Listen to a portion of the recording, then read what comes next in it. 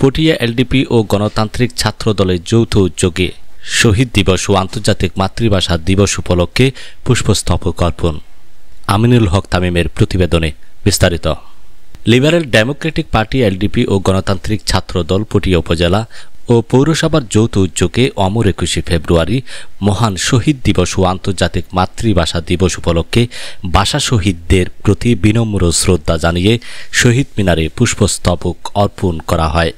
এতে উপস্থিত ছিলেন পটিয়া উপজেলা এলডিপির সাধারণ সম্পাদক আইয়ুব আলী, পৌরসভা এলডিপির সদস্য সচিব মুজিবুর রহমান, যুগ্ম আহ্বায়ক গাজী আমির হোসেন, ডাক্তার রিজওয়ান আজাদ, এলডিপি নেতা বাবুল কবির খোরশেদ, গণতান্ত্রিক ছাত্রদল চট্টগ্রাম দক্ষিণ জেলার সদস্য সচিব মোহাম্মদ আমিনুল হক তামিম, পটিয়া উপজেলা গণতান্ত্রিক ছাত্র দলের আহ্বায়ক শেখ জায়েদ মানিক, সিনিয়র যুগ্ম আহ্বায়ক সৈকত, যুগ্ম আহ্বায়ক মোহাম্মদ আকিব, শুভ, সদস্য সচিব সাজ্জাদ হোসেন, উপজেলা ছাত্রদল নেতা তামিম ইসলাম, আমিন, ফাহিম, আরিফ, রাকিব প্রমুখ।